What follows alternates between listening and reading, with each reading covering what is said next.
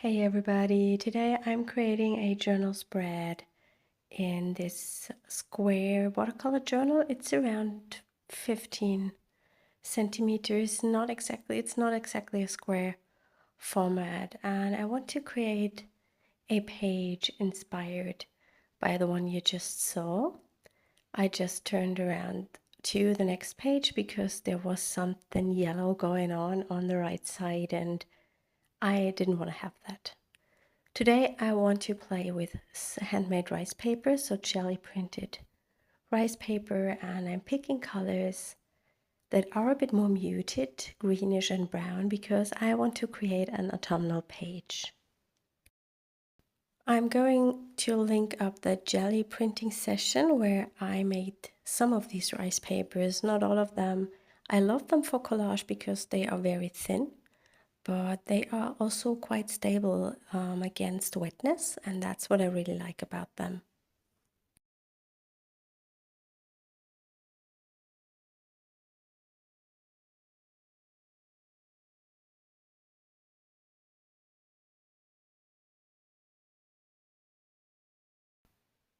I'm also having a look through my paper scraps. I think I've used up a lot of them recently, so I am now able to grab new papers to use, but there are still some rice papers in them, and it's a good day today to use those as well. I'm going to adhere the papers with my glue stick, and then I'm going to cover them with a layer of clear gesso to make them more safe against the wet material I'm going to put on top. Of course, you could also use matte gel to adhere everything, or Mod Podge, whatever you are comfortable with.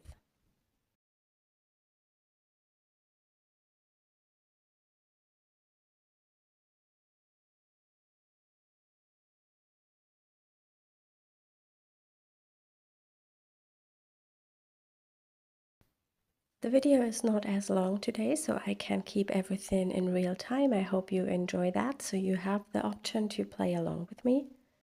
And as always, there is a blog post available with photos of the finished spread, and I'm also going to link up all the products I'm using in the video description. The Gelli printed rice papers are mainly textured with stamps. So I think when I made these, I didn't have stencils in my shop.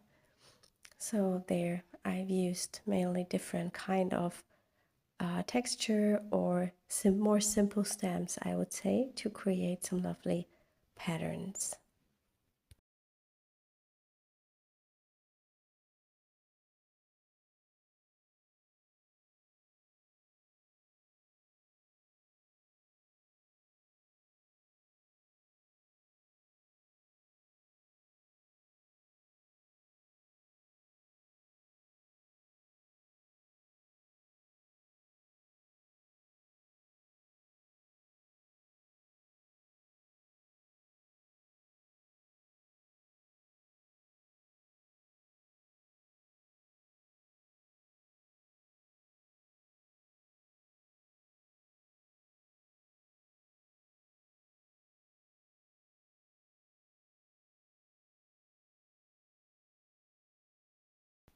The glue stick I'm using is the one from Tombow. It's the one I exclusively use because I love it so much.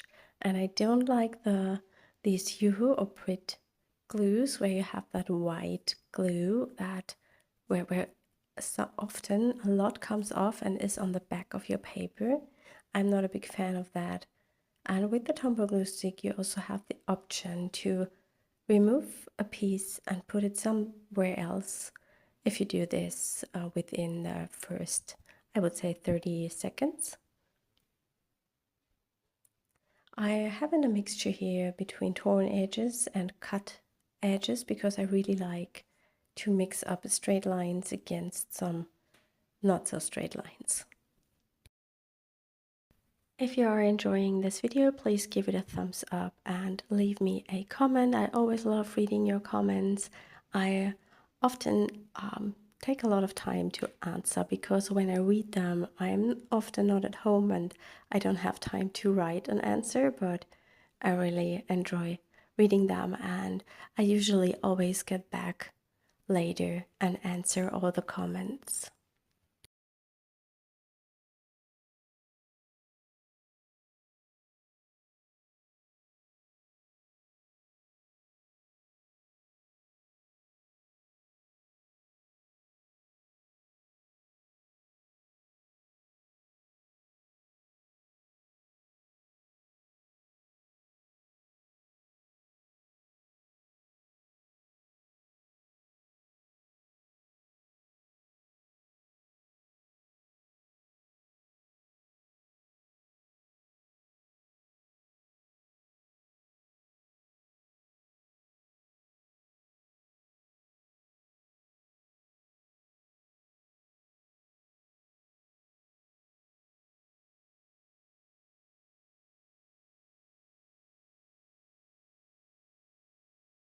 I am now going to cover that spread with a layer of clear gesso. I love the clear gesso because you can work over the top with every kind of medium, as it has some tooth to it.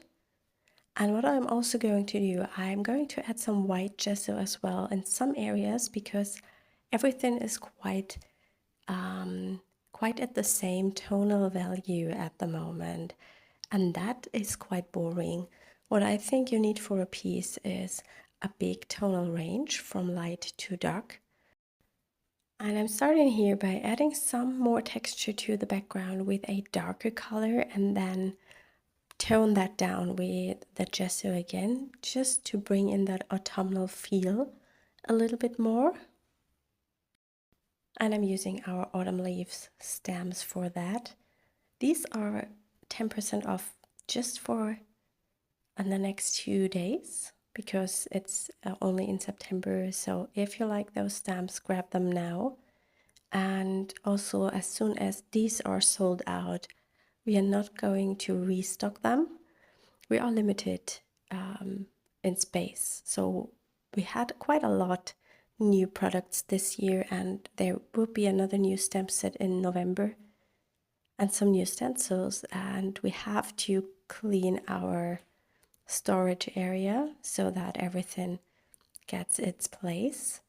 And that's the reason why we cannot always reorder stamps that have been running out. And here you see me going in with some white gesso, and I'm using a simple brush. It's more from the hardware store, and I use it with not so much of the gesso to keep that light. And I'm just going over the page. I do not cover up everything, but a lot, just to tone the background down in some areas and make some lighter values on my page. And also it's quite a boring pattern on the background if I would have left it like that. And this brings in some variation.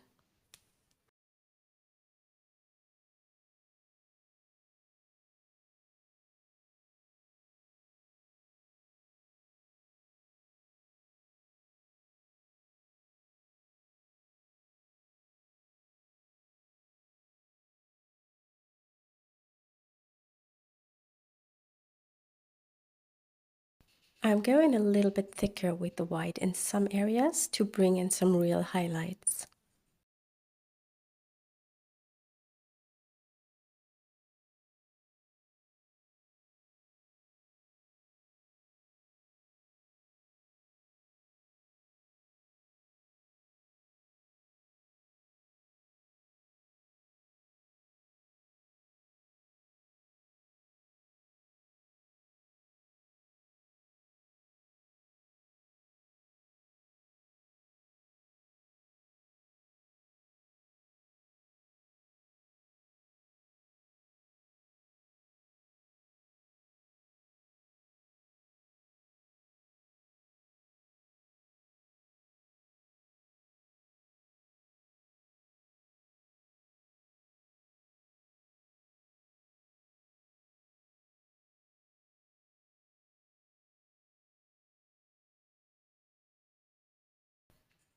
In my next step, I'm going to add some stenciling with a dark color.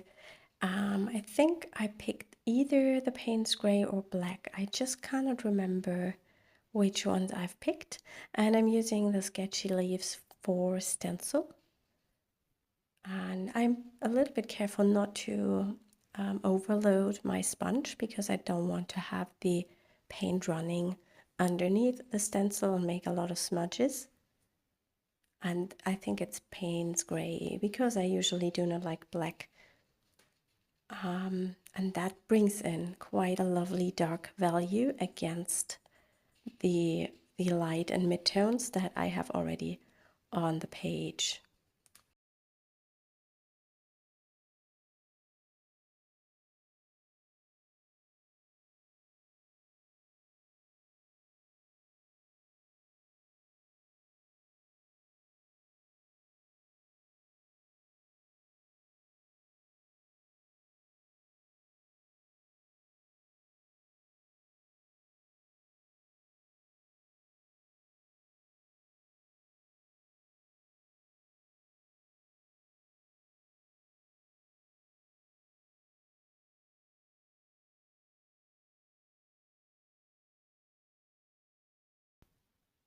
I'm going to let this dry again before I come back in with some background stamping just to bring in even more texture. I like to make it a little bit more vintagey, and that's the reason why I picked that script stamp. It's from our Mix It Up #6 stamp set, and I just use it. I'm not sure. I think it might be the olive green ink or a black ink. I always tell you that my screen, when I edit the voiceover in, is very small, and I'm over 40, so I'm not able to see some things that are going on the page, and I cannot remember, so it should be either a darker green or a black. I will write that in the description so you know, maybe you already can see if it's a green or a black. I think it's a green because when I now look at the page, I would have picked a green. And I add even more stamping with some of these background mixed media stamps.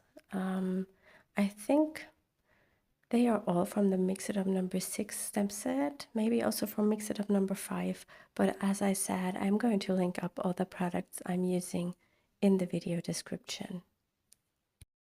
In my next step, it's time to add in some color, and today I want to use the Distress Crayons. I use those a lot in my sketchbook, just for drawing and to lay down color and some really nice texture. But you could also use them in your art journal. And I use them with a brush and water. As an alternative, you could use the Neo colors, which will give you something similar. You can play with watercolors and also create something similar. With the Distress Crayons, I always have the feeling you must be careful not to mix too many colors and not to overwork them, because then they tend to look muddy and flat without any depth. And that's also a reason why I like to use them here with water to make kind of a wash, and that also lets the background shine through them. And I think that creates quite a lovely atmospheric spread.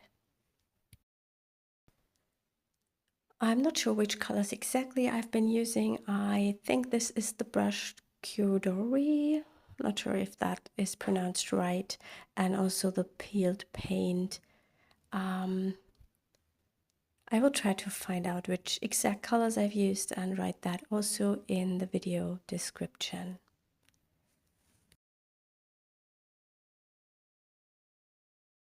The green I'm using at the top should be the pine needles, I think, and I love that green for an autumnal or forest scene because that's just a forest color for me.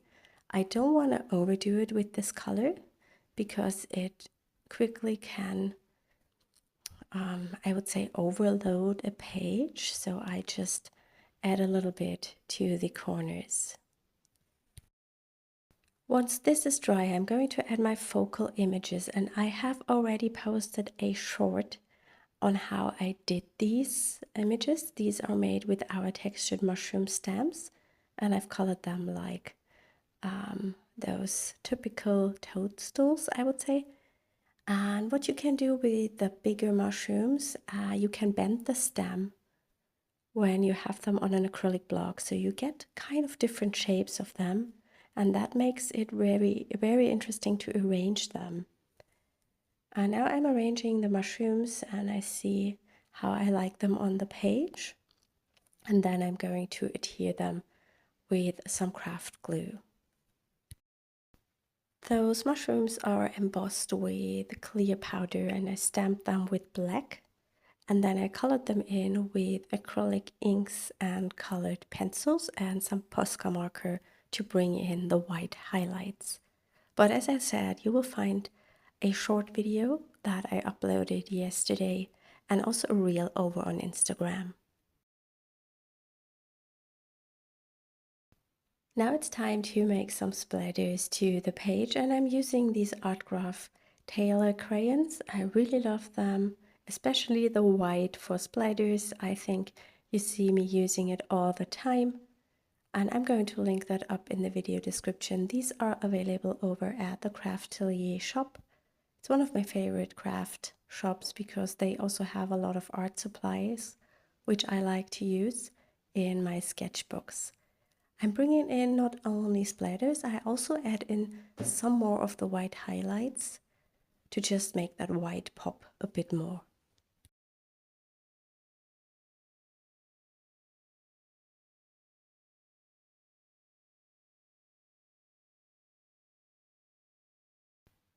Here I'm also using that black Art Graph crayon to bring in some shadows underneath the mushrooms.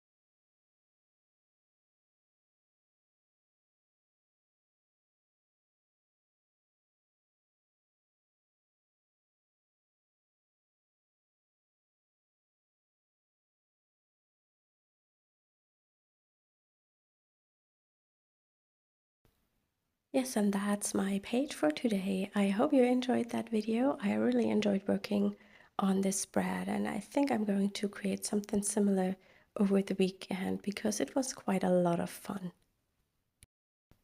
Thank you for watching, and I hope you will have a lovely weekend. Bye!